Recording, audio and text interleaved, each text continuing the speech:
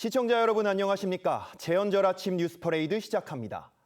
트럼프 행정부가 미국에 공부하러 오는 유학생들의 체류 기간을 4년으로 제한했습니다. 당장 오는 9월 새 학기부터 규정이 적용될 전망이라 13,000명에 달하는 유학생과 가족들에게 큰 혼란이 예상됩니다. 오늘 첫 소식 금지혁 기자가 보도합니다.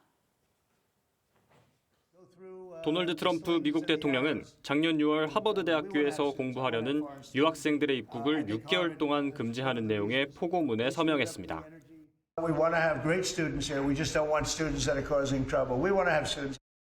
트럼프 대통령은 F, M, J 비자를 소지한 하버드대 재학생에 대해서도 비자 취소를 고려하라고 지시하기도 했습니다. F 비자는 미국 대학에서 유학하거나 어학연수를 받는 학생이, M 비자는 직업훈련을 받는 사람이, J 비자는 대학 교환학생이나 방문 연구자 등이 주로 받는 비자입니다. 미국 국토안보부는 어제 보도자료를 내고 F 비자와 J 비자 소지자들이 미국에 최장 4년까지만 머무르도록 하는 최종 규정을 발표했습니다. 이번 발표로 180만 명에 달하는 미국 유학생들이 영향을 받게 됩니다. 새 규정은 오는 9월부터 적용되는데 유학생이 미국에 4년 이상 머무르려면 미 국토안보부의 연장 절차를 밟아야 합니다.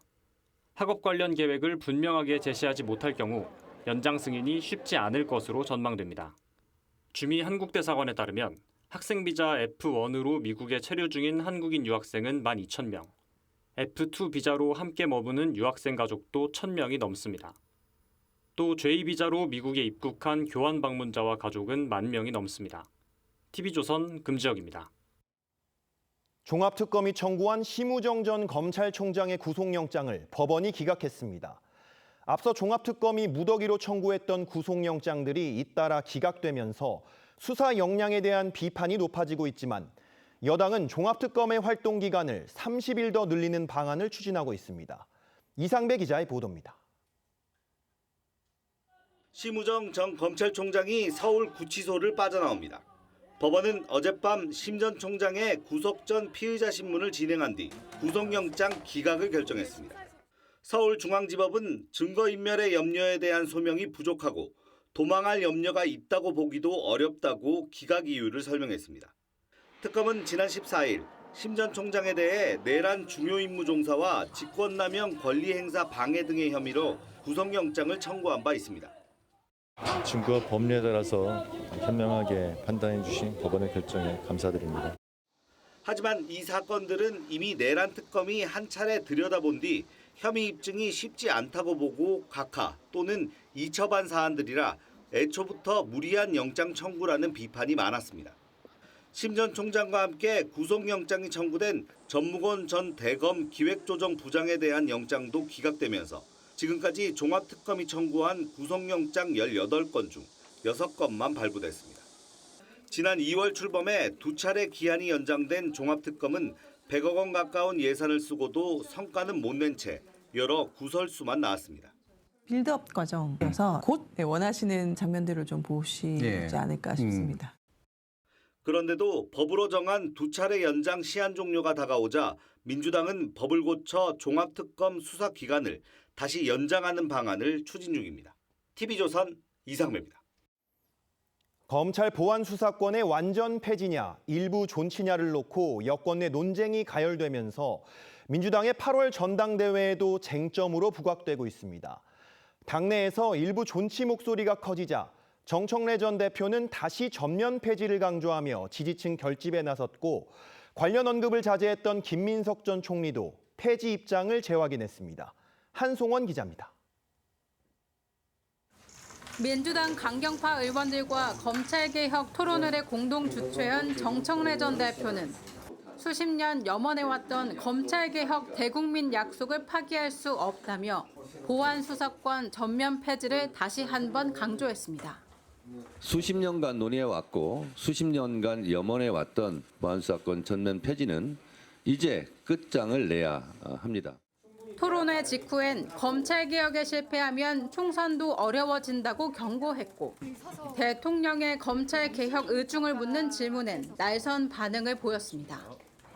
이재명 대통령도 그러면 보안수사권 완전 폐지에 좀 동의한다고 보고 계시나요? 기자님은 어떻게 생각하시나요? 기자님 머릿속 생각으로 쓰세요. 당내에서 보안수사권 일부 존치론이 확산되자 강성당원 표심을 파고든 걸로 해석되는데 당권 도전에 나선 김민석 전 총리도 이를 의식한 듯 폐지 입장을 재차 강조했습니다. 8월 전에는 다 법이 이제 정리되는 것이 좋고 현 지도부 하에서 최대한 빨리 마무리하는 것이 좋다고 봐. 당내에선 보안수사권 일부 존치안을 비롯해 피해자 이의제기권 신설 등 현실적 보완책을 담은 여러 법안이 논의되고 있는데 법안을 발의한 홍기원 의원 등에게 강성 지지층의 문자와 전화 폭탄이 쇄도하는 걸로 알려졌습니다.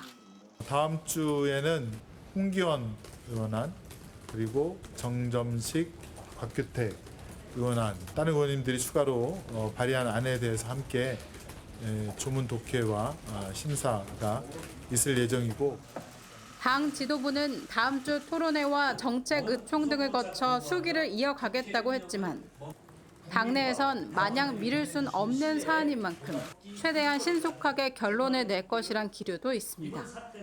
TV조선 한송원입니다. 이재명 대통령이 6.3 지방선거 전 불거졌던 코스피 부양 의혹을 직접 언급했습니다. 국민연금은 주가를 띄우기 위해 선거 전까지 국내 주식을 집중 매입했다는 의혹, 전혀 사실이 아니라고 선을 그었는데 실제 어땠을까요? 신경희 기자입니다. 어제 열린 보건복지부와 국민연금공단의 업무보고. 이 대통령은 국민연금공단 이사장을 향해 국내 주식을 대거 매입해 증시를 끌어올렸다는 소문이 있다고 언급했습니다.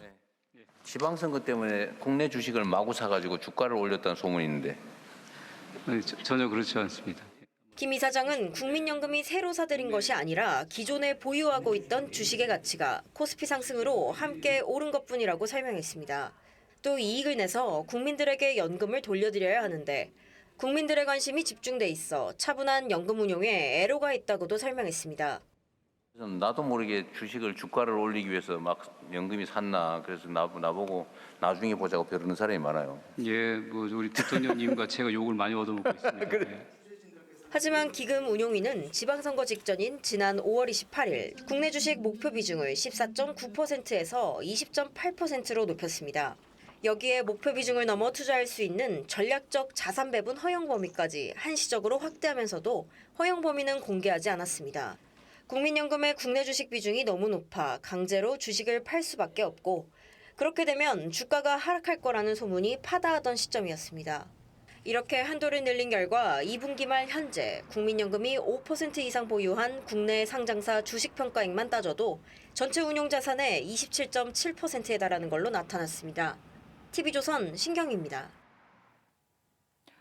어제 한국은행이 3년 6개월 만에 기준금리를 인상했습니다.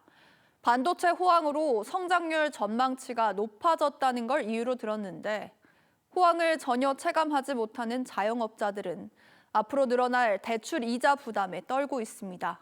이낙원 기자가 만나봤습니다. 서울 성동구의 17평 남짓한 공간에서 30년째 아구찜 가게를 운영하는 임병옥 씨. 1억 원이 넘는 은행 대출에 이자 부담이 얼마나 늘어날까 벌써부터 걱정입니다. 아구찜 소자 한 두 개, 세 개 이 정도 팔아야 되고 대기업들이나 이제 반도체 쪽으로 하는 데만 올라가지 우리 같이 이렇게 소상공인 이런 사람들은 우리한테 미치지도 않아. 더 힘들지. 광고업체를 창업한 청년 사업가도 고금리 대출에 시름이 깊어지고 있습니다. 청년이고 하다 보니까 10.9%로 변동금리를 대출을 받을 수밖에 없는 상황이더라고요. 매출이 일정하지도 않고 이자로만 하더라도 직원 한 명 월급을 사실 줄 수 있고. 금리가 0.25%포인트 오르면 가게 전체가 부담해야 할 이자는 1년 동안 3조 3천억 원, 차주 1인당 상환액은 16만 3천 원이 늘게 됩니다. 빚으로 연명하는 자영업자와 서민들이 큰 타격을 받을 걸로 보입니다. 전례 없는 실적에 성과급 잔치를 벌이고 있는 반도체 기업 직원들이 앞다퉈 내 집 마련에 나서고 있는 것과는 대조적인 모습입니다. 노선 위주에 있는 집들 위치도 좀 많이 보게 됐었던 것 같아요. 금리 인상 기조가 당분간 이어지면서 우리 경제의 K자 양극화 충격은 더욱 깊어질 전망입니다. TV조선 이낙원입니다. 오늘은 한 주 동안의 민심 흐름이 어땠는지 자세히 짚어보겠습니다. 배철호 폴리시스랩 소장 나오셨습니다. 안녕하십니까? 네, 안녕하십니까? 소장님, 우선 어제 발표된 NBS 조사부터 좀 살펴보겠습니다. 이재명 대통령의 지지율이 이제 55%로 집계가 됐고 민주당은 38%, 국민의힘은 22%로 나타났는데 좀 이번 조사에서 눈여겨보신 부분이 있습니까? 어제 이제 발표된 결과가 이재명 정부 출범 이후 국정 수행 평가와 민주당 지지도가 모두 최저치를 기록했다. 이게 좀 특징이고요. 사실 이런 징후는 이전부터 있었죠. 이미 ARS 조사에서는 50% 선이 무너지기도 했었고 네. 같은 조사 방법을 쓰는 갤럽 조사에서도 50% 수준을 겨우 결쳤는데 전체적으로 하락 흐름이 좀 이어지고 있다. 좀체 강한 상승 반전을 보이고 있지 못하다. 좀 그렇게 좀 진단할 수 있고요. 그렇다면 이유가 뭐냐? 이걸 또 살펴보지 않을 수밖에 없는데 네. 그 전에 이제 순방도 있었고 메가시티 메가 프로젝트 같은 큰 발표도 있었지만은 지금 미국 이란 전쟁이 재개가 되면서 불안한 국제 정세가 경제 문제로 불이 옮겨지고 있지 않느냐 이런 우려. 그리고 이제 그것이 이제 부동산, 특히 이제 레버리지 ETF 같은 경우는 주식 시장을 크게 요동치고 있거든요. 네. 방금 또 리포트에도 나갔지만 금리 인상 이슈, 이런 경제 문제가 전체적으로 좀 지지율을 좀 누르고 있는 가운데 또 뒤에 언급하겠지만은 당내 갈등, 이 문제 역시 지지율 흐름을 국정평가, 여당 지지도 모두를 누르고 있는 요인이다. 그렇게 좀 진단할 수 있겠습니다. 네, 이 당내 갈등을 말씀을 해주셔서 한번 짚어보겠습니다. 이재명 대통령을 공개 비판했던 유시민 작가의 발언, 파장을 좀 일으키고 있습니다. 당권을 놓고 이제 구주류와 신주류 간의 갈등에 대한 해석이 나오고 있는데 여당 당권 주자들의 지지율 한번 살펴볼까요? 조원 CNI 조사인데요. 전체 여론에서 정청래 전 대표는 29.4%, 김민석 전 총리 27%로 비슷한 수치지만 이 민주당 지지층과 무당층을 대상으로 해서 한 조사에서는 김민석 전 총리가 40%, 정청래 전 대표가 28.2%로 격차가 좀 벌어져 있습니다. 이거는 어떤 의미로 좀 해석을 할 수 있겠습니까? 전체 베이스로 보자면 김민석 전 총리와 정청래 대표가 좀 비슷하지만은 아무 유권자라고 할 수 있는 민주당 또 현재 그 선거 룰에 따른 그 조사로 좀 바꾸자면은 네. 그 1강 김민석 전 총리, 1중 그 정청래 전 대표 이렇게 좀 정리가 되고 있는데요. 이제 전체적으로 보자면은 이제 민주당 지지층에서는 이제는 당과 청와대가 좀 협력해서 성과를 좀 보여달라. 그런 주문이 김민석 후보에게 좀 모아지고 있고 특히 이제 불안한 경제 상황을 당청 간에 무엇보다 협력이 중요하다. 그런 기대가 좀 있고 또 정청래 대표 같은 경우는 여전히 이제 강성 지지층이 있어요. 나름대로. 네. 이제 뭐냐면 개혁, 탁공식 개혁을 좀 더 강하게 해라. 특히 이제 키워드는 이제 검찰 개혁 이렇게 좀 몰아가고 있는데 문제는 이제 송영길 후보가 전체적으로 이제 정청래 대표와 각을 세우면서 판을 좀 경랑으로 좀 몰고 가고 있는데 이것이 지지층 내에서는 어떤 평가를 보이고 있을지 모르겠지만 그것을 전체적으로 바라보는 민주당 전대를 바라보는 다른 국민들 입장에서는 지금 이런 경제 문제가 민감한 상황에서 과연 이런 이야기를 할 때냐 좀 전체적으로 냉소적인 분위기도 감지되고 있는 상황입니다. 알겠습니다. 자, 또 다른 이슈 한번 살펴보겠습니다. 이 사관학교 통합에 대한 여론조사가 나왔는데 반대 응답이 55%, 찬성이 34%가 나왔습니다. 그다음 반대가 20%포인트 넘게 높은 수치가 나온 건데 이 정부 여당은 사관학교 통합안을 지금 발표를 했잖아요. 현재 반대 여론은 상당히 높고요. 이 부분에 대한 배경은 뭐라고 보십니까? 어저께 이제 발표를 했었죠. 근데 그 발표를 하면서 구체성이 좀 떨어진다는 지적이 공통적으로 나오고 있습니다. 네. 사관학교를 이제 통합 사관학교를 한다는 것은 각 군의 특징을 좀 융합적으로 좀 보자 이런 취지에서 했지만은 반대로 이제 각 군의 고유한 전문성, 특수성들이 있거든요. 이런 경우를 보자면 전체 의견도 중요하지만 무당층, 중도층 과연 이게 다른 정부 부처 조직 이렇게 검찰청 같은 그런 문제와 달리 국가 안보를 책임지는 그 간성을 길러내는 장교들 그리고 이제 군을 끌고 나가는 그런 지휘부 너무 좀 서두르는 거 아니냐 불안한 시선이 이런 경우는 굉장히 방어적으로 보수적으로 따박따박 가야 되는데 너무 이렇게 속도전 내듯이 서두르는 거 아니냐. 실제로 그런 우려에 대한 의견이 좀 모아지고 있고 전체적으로 이제 의견도 그렇지만 중도층, 무당층, 중도층 같은 경우는 찬성이 32, 반대가 58, 거의 더블 스코어 차가 나고 있거든요. 네. 이런 속도를 좀 조절해 달라는 국민 여론이 좀 확인되었는데 국방부나 정부에서는 이 문제를 과연 어떻게 풀 것인지 좀 귀추가 주목되는 이슈입니다. 네. 자, 이 안보 얘기를 해주셔서 좀 흥미로운 여론조사 결과가 있어서 소개를 해보겠습니다. MBS 조사에서 통일이 되지 않고 현재 상태로 살아가도 된다는 응답이 63%가 나왔습니다. 또 반대로 반드시 통일이 되어야 한다는 응답은 33%여서 현재 상태가 더 좋다는 응답이 사실 2배 가까이 나온 거거든요.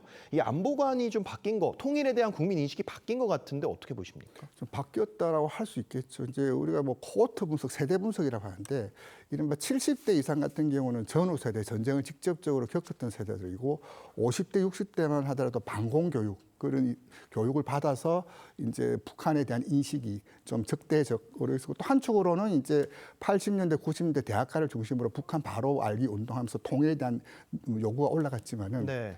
특히 20대, 30대 같은 경우는 통일해야 된다는 의견이 21%, 23%, 5분의 1밖에 안 되거든요. 네. 일단 그들의 인식이 뭐냐, 북에 대한 인식.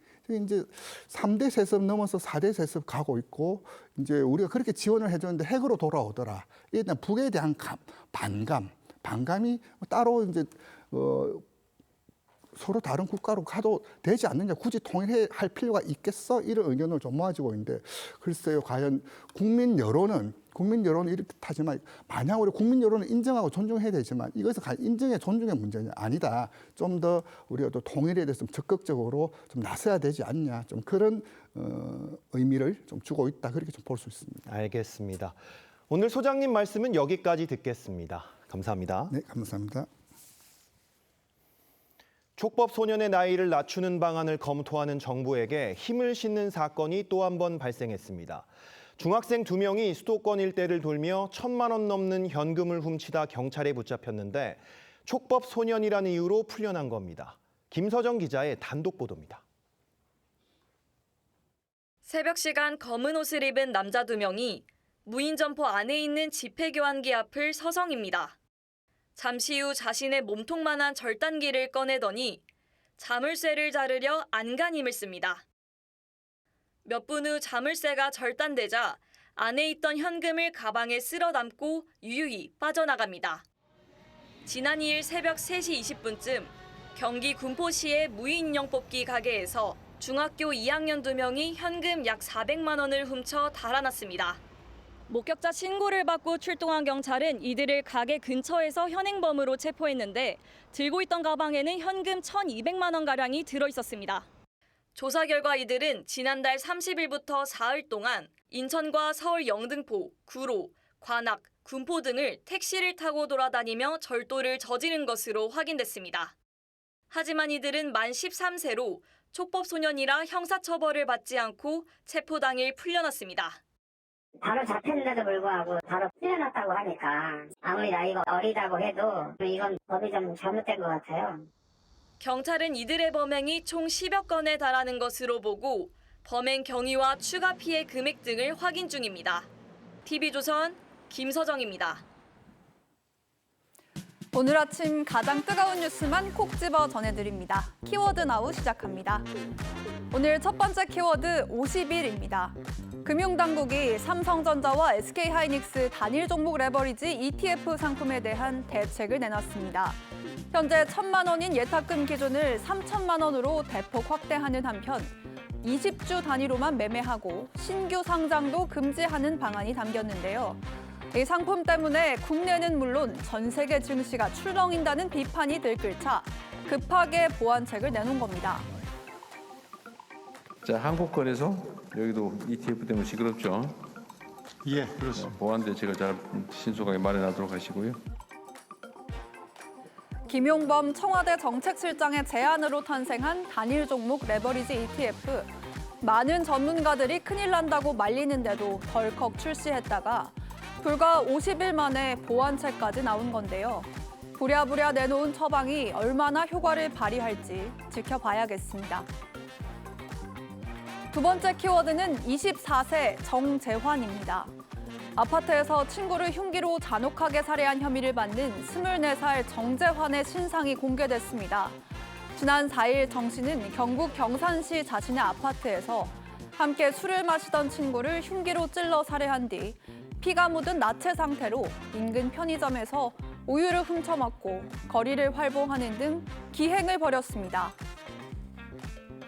스스로 범행 현장을 이탈했다가 다시 돌아온 거거든요. 범행을 은폐하거나 증거인멸할 가능성은 굉장히 컸다. 경찰은 정 씨의 살인 혐의와는 별개로 유가족 측이 추가로 고소한 시신 훼손 혐의 등에 대한 수사도 이어갈 계획이라고 합니다. 지금까지 키워드 나우였습니다.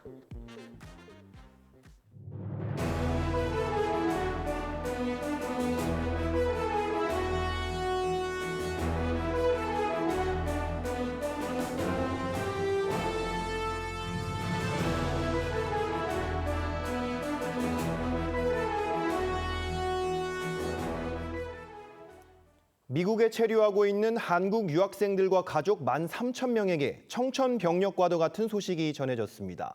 트럼프 행정부가 미국에 공부하러 오는 유학생들의 체류 기간을 4년으로 제한한 겁니다.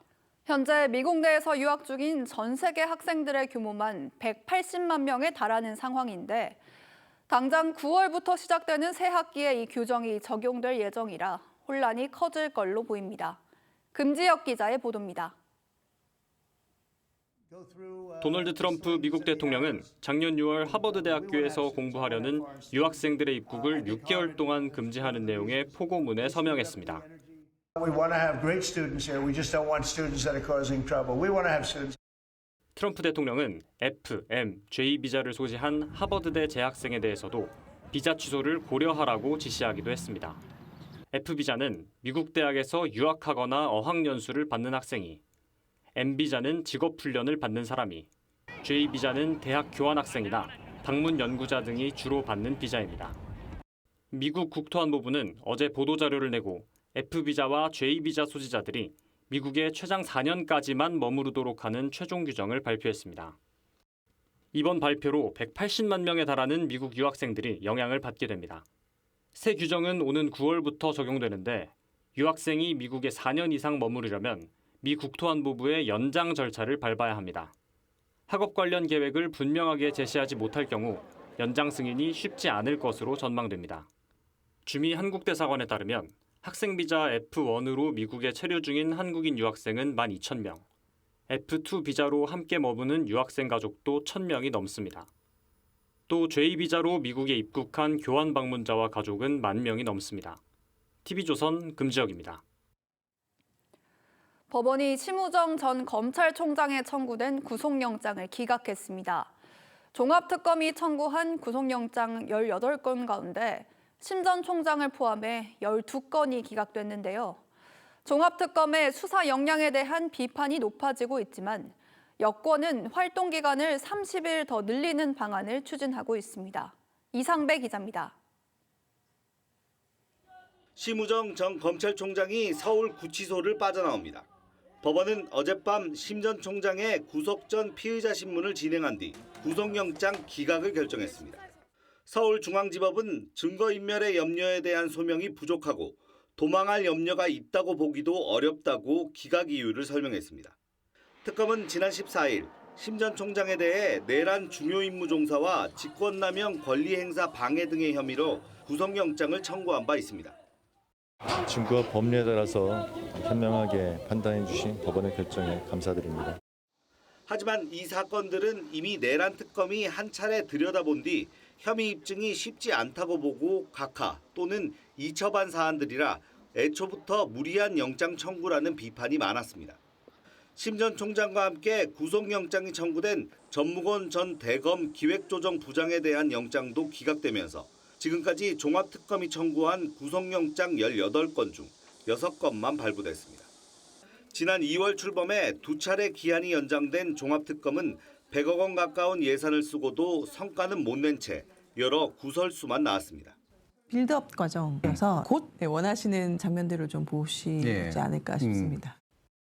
그런데도 법으로 정한 2차례 연장 시한 종료가 다가오자 민주당은 법을 고쳐 종합특검 수사 기간을 다시 연장하는 방안을 추진 중입니다. TV조선 이상배입니다. 국방부가 육해공 3군 생도들을 4년 동안 대전 자운대에서 통합교육하겠다고 발표했습니다. 자군 이기주의를 극복하겠다는 취지인데 각군 사관학교 동창회들이 군 특성에 맞는 교육이 안 될 거라며 거세게 반발하고 있습니다. 신경희 기자입니다.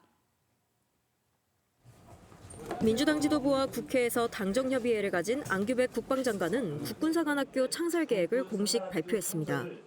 육해공 사관학교가 통합된 국군 사관학교를 조성하고 최첨단 스마트 캠퍼스를 시축하겠습니다. 각군 사관학교를 학부제로 개편하고 사관학교 생도들은 대전 자운대에서 4년 동안 지내며 교육받게 하는 겁니다. 당초 국방부는 1, 2학년은 통합사관학교, 3, 4학년은 각군사관학교에서 교육하는 2+2안을 검토했습니다.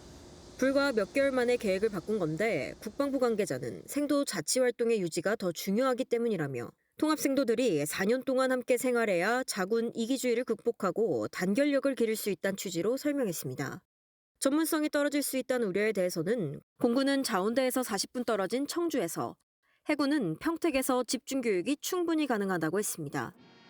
하지만 발표에선 통합사관생 입학 시점은 물론 통합 예산이 구체적으로 얼마가 될지 등이 포함되지 않으며 구체성이 떨어진다는 지적이 나왔습니다. 특히 각군사관학교 동창회는 공동 입장문을 내고 사관학교 통합에 강하게 반발했습니다. 바다를 느끼면서 생활을 해야 뱃사람이 되지. 육지에 한 곳에 모아놓고 하면은 해군이고 공군이고 역할을 할 수 있겠습니까? 국방부는 오는 10월까지 공청회 등을 거쳐 세부 계획을 확정한 뒤 통합 선발 시점 등을 공개할 예정입니다. TV조선 신경입니다.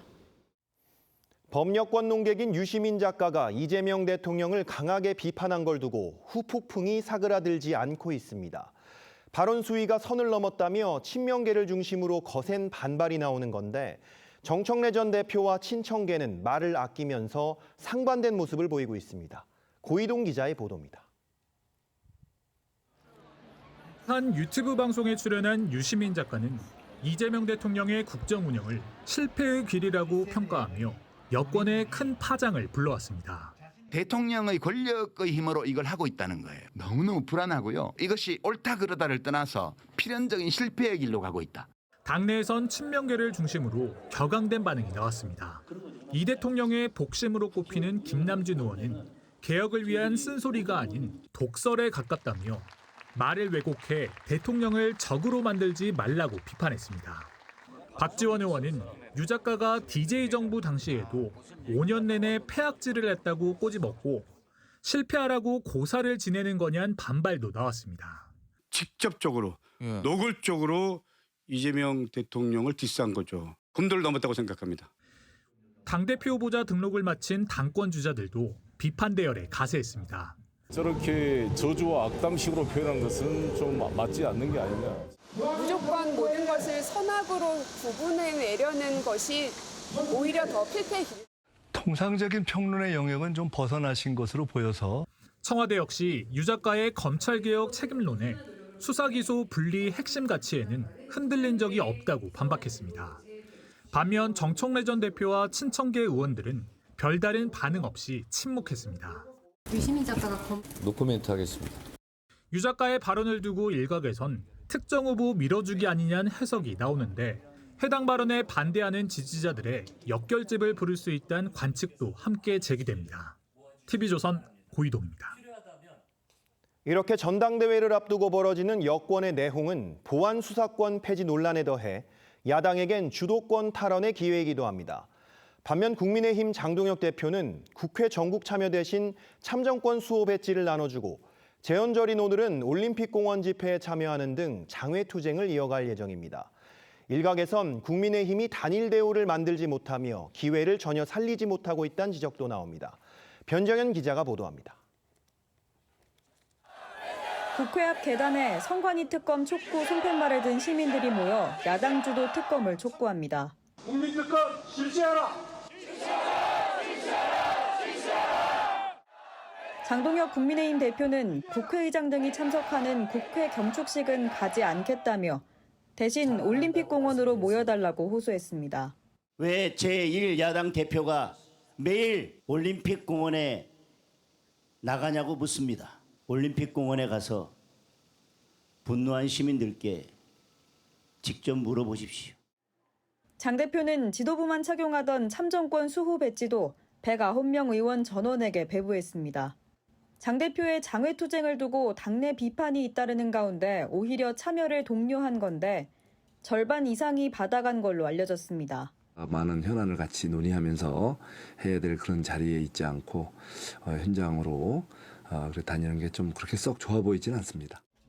올림픽공원 투표지 재검표 여부를 놓고도 당내에선 의견 합의를 이루지 못하고 있습니다. 국조특위 위원장인 윤상현 의원은 연일 재검표와 특검은 쌍두마차로 함께 가야 한다는 입장이지만 특위위원인 신동욱 주진우 의원은 특검 실시 전 증거물인 투표함을 건드려선 안 된다며 반대하고 있습니다. 여권 내 갈등이 두드러지는 상황에서도 국민의힘이 현안 대응과 대여 투쟁에서 모두 화력을 모으지 못하고 있다는 지적이 나옵니다. TV조선 변정현입니다. 최근 온라인에서 북한의 일상을 소개하는 탈북 크리에이터들의 영상이 큰 인기를 끌고 있습니다. 무겁고 딱딱한 남북 관계가 아니라 평범한 사람 사는 이야기에 청년 세대들이 뜨거운 반응을 보이고 있는데요. 오늘은 탈북 방송인 한송이 씨 모시고 이야기 나눠보겠습니다. 안녕하세요. 안녕하세요. 네, 선입견일 수 있지만 이미 자본주의 물이 많이 들으신 것 같은데 네네. 간단하게 시청자분들에게 자기소개 부탁드립니다. 네, 저도 이제 TV조선 너무 좋아하는데요. 시청자님들, 저는 이제 북한에서 2014년에 대한민국에 왔고요. 지금은 12년 차 된 탈북 방송인 유튜브 한송이라고 합니다. 잘 부탁드립니다. 네, 한국에 정착하신 지 그러면 올해 10년이 넘으신 건데 네네. 드라마를 보고 탈북했다고 들었거든요. 네네. 어떤 드라마가 이렇게 대한민국까지 이끌었습니까? 북한에 이제 그 한류 드라마가 정말 많이 들어가고 있거든요. 네. 근데 제가 탈북할 때는 봤던 드라마가 이제 상속자라는 드라마였어요. 네. 그래서 거기에서 이제 이민호 씨가 나 너 좋아하냐라는 멘트를 남겨가지고 저를 진짜 좋아하는 줄 알고 이제 저 그분 보러 여기까지 왔습니다. 네, 이민호 씨는 실제 보셨습니까? 못 봤습니다. 이제 그러면 드라마를 보고 탈북했는데 네네. 이제는 방송이 됐다는 게 좀 신기하기도 한데 네. 이제 인기 예능 출연으로 시작해서 지금 이제 개인 방송도 하고 계시잖아요. 네. 어떻게 방송을 시작하시게 됐습니까? 그 채널 A에서 했던 이제 만나러 갑니다라는 그 프로그램이랑 그리고 또 잘 살아보세라는 그 프로그램이 있었어요. 그래서 그 방송을 통해서 제가 이제 방송을 하게 됐는데 뭔가 이제 제가 이 방송뿐만 아니라 또 나만의 그 캐릭터를 가지고 할 수 있는 방송이 뭘까라고 생각을 했다가 유튜브를 하게 됐습니다. 네. 개인 방송 구독자가 벌써 30만 명을 코앞에 두고 있다고 들었는데 네. 시청자분들이 좀 어떤 분들인지 궁금하기도 하고 그분들이 송이 씨한테 궁금해하는 북한의 모습은 어떤 거예요? 이제 다양한 질문들이 정말 네. 많은데요. 그 중에서도 북한에 실질적으로 핵이 있냐, 그리고 또 북한 주민들은 굶어 죽냐, 정말 굶어 죽는 사람들이 있냐, 네. 그리고 또 북한의 요즘 변화에 대해서 그리고 또 한류 드라마를 보면 정말 총살 당하냐 이런 질문을 많이 주고 있습니다. 네, 실제로 북한에 있는 사람들 굶어 죽는지 저도 궁금한데 네. 송이 씨 방송에 보니까 북한에 있을 때 그래도 나름 먹고 살았다 이렇게 표현을 하시던데 네네. 그럼에도 좀 대한민국 생활과 경제적인 면에서 차이가 있는지 궁금하거든요. 저는 솔직히 대한민국에 왔을 때 조금 많이 놀랐습니다. 왜냐하면 우리 대한민국 국민들이 이 삶 자체가 우리나라가 선진국이잖아요. 네. 대한민국이. 근데 북한은 오늘 한 끼를 정말 쌀밥을 먹고 그리고 또 다음 하루를 또 이제 그나마 밥을 먹으면은 그 북한 사회에서 좀 산다라고 보시면 네. 될 것 같고요.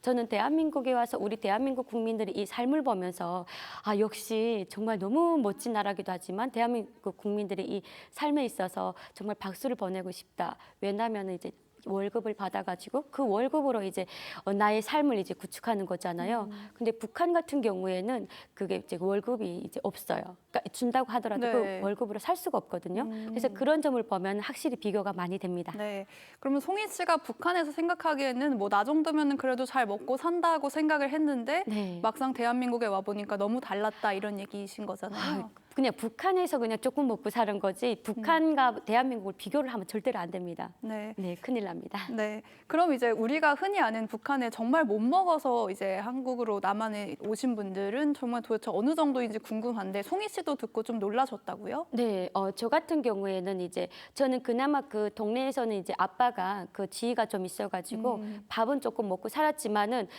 그 동네에서도 정말 못 사는 사람들이 훨씬 더 많거든요. 네. 그래서 그 탈북민들도 많지만은 또 이제 탈북을 해서 가족을 먹여 살리기 위해서 이렇게 하시는 분들도 굉장히 많습니다. 네. 이제 넘어오셔서 북한 김정은 위원장에 대해서 뭐 네. 동물에 비유하면서 비판하는 영상이 꽤 많더라고요. 맞아요. 네, 이렇게 영상을 찍게 되면은 또 얼굴까지 알려주셔서 조심스러운 부분도 있을 것 같은데 뭐 신변의 위협을 느낀 적은 없었습니까?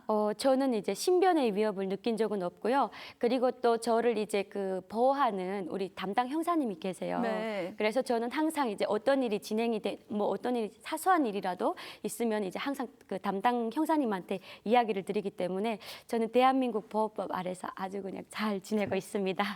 네, 조금 전에 이제 아버지 얘기를 좀 해주셨는데 네. 탈북자분들 중에 좀 일부 가족들이 북한에 남아 있는 경우가 있다고 들었어요. 그래서 네. 연락도 한다고 들었는데 네. 혹시 좀 연락을 해보셨는지 지금 10년 전과 네. 지금의 북한이 어떻게 다른지 좀 궁금하거든요. 그 10년 전에는 그래도 이제 저가 연락이 되면은 북한사에서 요즘 어떻게 지내고 있냐라는 그런 질문을 제가 먼저 이제 물어보거든요. 네. 그러면은 북한에서 이제 먹고 사는 문제 그리고 또 이제 그 김부자들에 대한 이야기를 하면 그런 이야기 하면 안 된다라는 그런 질문 이야기를 많이 해줬어요. 네. 근데 최근에는 그 김부자들에 대해서 이야기하면은 그냥 김정은이라는 이름을 대면서 그냥 저희들처럼 그냥 대한민국 국민들처럼 평범하게 그냥 정은이 해가지고 너네 네. 그러다가 잡혀가는 거 아니냐라고 물어봤더니 걔네가 나한테 해준 게 뭐냐 이런 이야기를 하더라고요. 그래서 네. 제가 정말 쇼킹했던 적이 있습니다. 아까 이제 총살 얘기를 하셨잖아요. 네. 그렇게 통화를 하거나 뭐 내가 이렇게 김정은 위원장에 대해서 부정적인 이야기를 했다 이게 알려지면은 처벌을 받지 않는 건가요? 최근에는 이제 워낙에 그러니까 탈북민들이 많고 또 탈북민 가족들이 북한에 남아 있잖아요. 네. 그래서 그런 분들을 다 이렇게 그 아오지 탄강 우리가 알고 있는 아오지 탄강 같은 데 네. 보내면은 북한에서 일할 사람이 없어요. 그러다 보니까 그 탈북한 사람은 탈북한 사람이고 남은 사람은 이제 자기들 그 체제에 충성을 해라라고 해가지고 그렇게 막 함부로 잡아가고 이러지 않은 걸로 알고 있습니다. 네, 송희 씨가 이제 채널에서 북한의 결혼 문화나 뭐 월급 수준, 음식 같이 이렇게 좀 사소한데 사람들이 좀 궁금한 거 이런 거 얘기를 많이 해가지고 네. 한국 청년들도 이런 영상들을 많이 보고 있다고 들었는데 네. 실제로 이제 거리에 다니시면 인기를 좀 느끼십니까? 저는 이제 최근에 또 저희 유튜브를 좋아해 주시는 우리 그 시청자님들이 많아지면서 네. 정말 제가 더 열심히 살아야 되겠다. 네. 그리고 또 탈북민으로서 최선을 다해서 대한민국 국민의 일원으로서 정말 열심히 살지 않으면 안 되겠다라는 그 체감을 계속 하고 있습니다. 네, 마지막으로 이제 코로나 이후로 탈북이 좀 어려워졌다고 들었는데 지금 상황 어떤지 궁금하고 또 네. 이제 북한 안에서 탈북을 할까 말까 고민하시는 분들도 있을 수 있잖아요. 혹시 하고 싶으신 말씀이 있으시다면 부탁드리겠습니다. 최근에 이제 국경 지역의 봉쇄가 엄청나게 강화가 되고 있어요. 왜냐하면은 이제 탈북민들을 통해서 또 대한민국 사회에 대한 실상을 누구보다도 잘 이제 알려져 있기 때문에 북한 체제가 어떻게 보면 흔들린다라고 볼 수가 있거든요. 네. 그래서 그런 면에서 이제 그 국경 지역을 강화하면서 그리고 또 CCTV 그리고 심지어 지뢰까지 이제 매설을 했어요. 그러다 보니까 탈북을 해서 오시는 분들이 점점 많이 줄어들고 있는 상황이거든요. 그래서 최근에는 이제 바다로 탈북하는 루트도 바뀌었습니다. 그래서 저 같은 경우에는 오늘 이 TV조선 뉴스에 이렇게 나오게 됐는데 저는 이제 그 북한에 계시는 북한 주민들이 저희 이런 영상을 보면서 그래도 또 목숨을 한번 걸면은 자유에 대한 맛을 볼 수 있다라고 꼭 전해주고 싶습니다. 네, 앞으로의 활동도 기대해 보도록 하겠습니다. 감사합니다. 오늘 말씀 잘 들었습니다. 캐나다 전역에서 무려 800건 넘는 산불이 동시다발적으로 발생해 전국에 비상이 걸렸습니다. 하늘이 마치 황사가 온 것처럼 갈색으로 변했고 연기가 미국 북동부까지 퍼졌다고 합니다. 오현주 기자입니다. 열차가 마치 용광로 속에 들어온 듯 사방이 시뻘건 화염뿐입니다. 캐나다 온타리오주를 지나던 화물 열차가 거대한 산불에 포위됐습니다. Holy sh**. Okay, y'all need to hurry up here. Like seriously, we're encased in flames now. 캐나다에서는 고온건조한 날씨 속에 서부와 중부 그리고 북부에 걸쳐 무려 835건의 산불이 발생했습니다. 이 가운데 112건은 통제 불능 상태입니다. 지금까지 190만 헥타르, 서울시의 31배에 달하는 면적이 불에 탔습니다.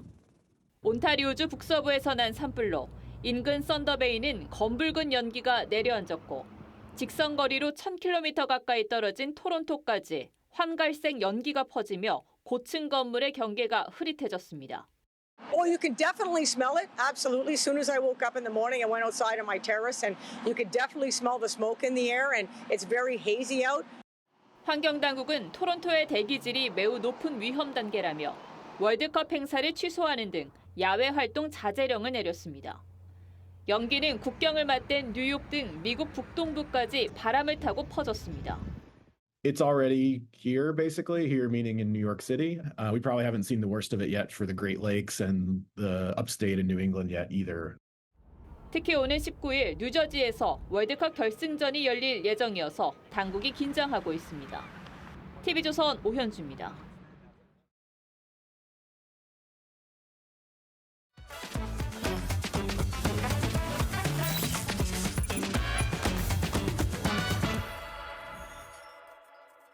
안녕하세요. TV조선 AI 리포터 아이온입니다. 춤추고 물건을 다루던 휴머노이드 로봇이 이번에는 수술실로 들어갔습니다. 휴머노이드는 의사의 손 어디까지 대신할 수 있을까요?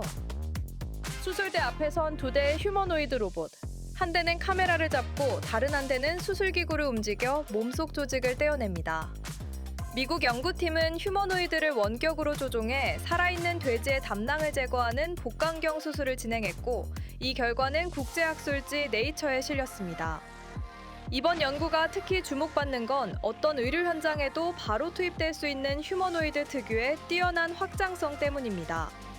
특정 수술에만 쓰이던 기존 로봇과 달리 사람과 비슷한 손으로 병원의 다양한 기구를 번갈아주며 청진부터 기관 삽관, 상처 봉합까지 해낼 수 있습니다. 로봇에 맞춰 병원을 바꾸는 대신 로봇이 인간의 의료 환경에 들어온 겁니다. 물론 이번 수술은 의사의 원격 조종으로 진행됐습니다. 직접 수술하는 것과 무엇이 다를까 싶지만 인간의 물리적 한계를 뛰어넘는다는 데 의미가 있습니다.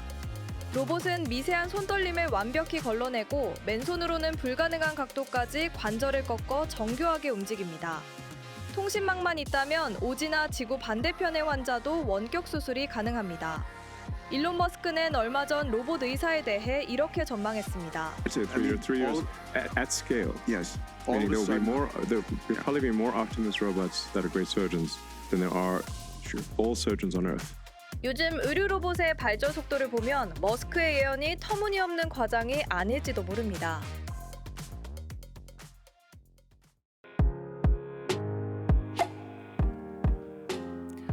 렌즈에 담긴 순간 그 의미를 짚어보는 시간이죠. 사진 기자가 선택한 아침의 한 장입니다. 오늘은 조선일보 사진부 이태경 기자와 함께합니다. 안녕하세요. 오늘 함께 볼 사진 어떤 건가요? 네, 앞으로 도심 하늘길을 열어갈 미래 교통수단인데요. 도심 항공교통의 눈부신 비상 현장 사진으로 만나보겠습니다. 2026 대한민국 드론 UAM 박람회가 인천 송도에서 열리고 있습니다. 이번 행사에서 눈에 띄는 게 있었는데요. 바로 국내 민간 기업이 자체 개발한 UAM 기체가 실물 비행을 선보인 겁니다.